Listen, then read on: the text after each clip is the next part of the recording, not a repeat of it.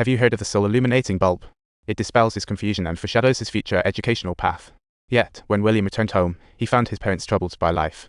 Their conversation sounded like a tragic play, revealing the family savings were nearly gone and they had to sacrifice his tuition. What a financial trial. Subtitle: William was sent home by the principal. Reality suffocated like ink, engulfing his studies and stifling his tears.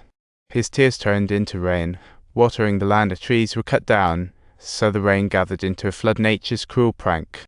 This was Dad's trial by fire or rain, as he endured the baptism of the storm and the flood challenge, desperately digging irrigation channels where his work showed on.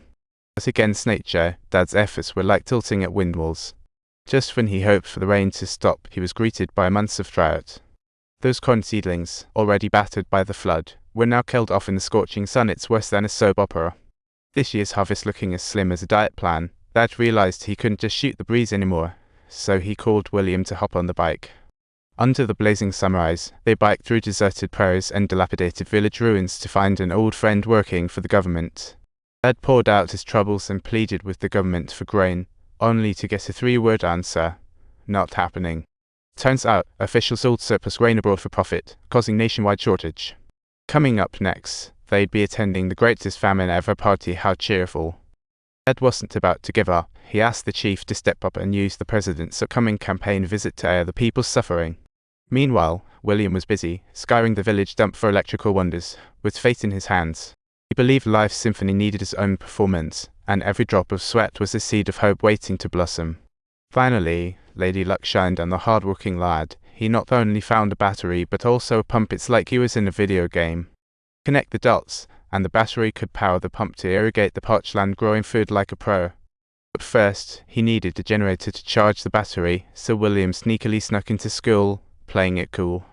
He approached his science teacher, begging for the scoop on how a DC generator works, planning to build one himself. The subtitles read: the teacher told him to look for the method in the library, but poor William had already been suspended by the principal. The library doors were firmly closed. So he brought out his sister and threatened the teacher to sneak him into the library, a true display of sibling power.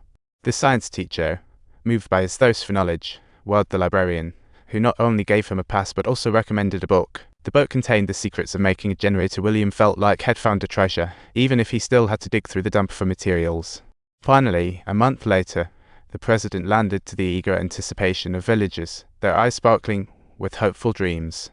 They eagerly awaited the president to solve their survival woes, with the chief singing praises ahead. It was like a victory party. But slowly, the president sensed something was off, clearly uneasy with the chief's blunt, heartfelt words. He finally decided to show the chief the door, and William's dad realized the situation was going south, so he followed right. William and his buddies decided to turn the tables and sneak around the stage, only to witness a gruesome show.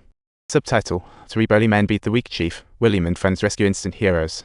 Dad heard the shout, pushed past guards instantly, and was met with a gunshot warning like an action movie.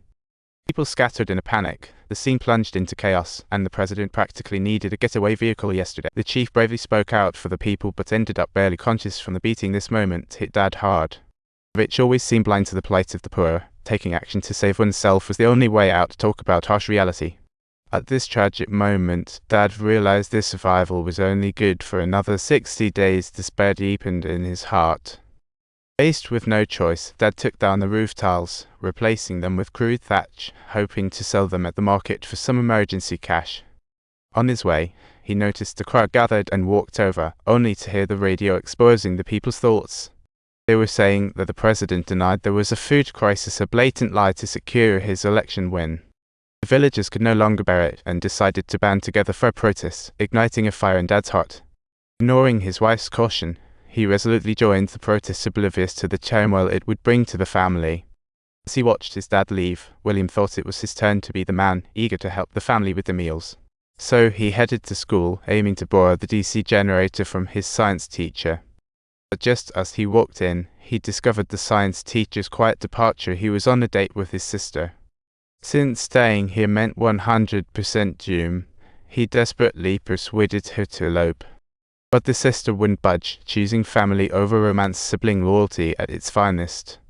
William sat in class, only to be greeted by the hard-hearted principal instead of the science teacher. A bleak scene was unfolding. Principal's piercing gaze was like a laser beam locking onto him, terrifying. That's how my dad feels. You've lost the families of the students here. My dad feels this way for each student. He's my future's voice.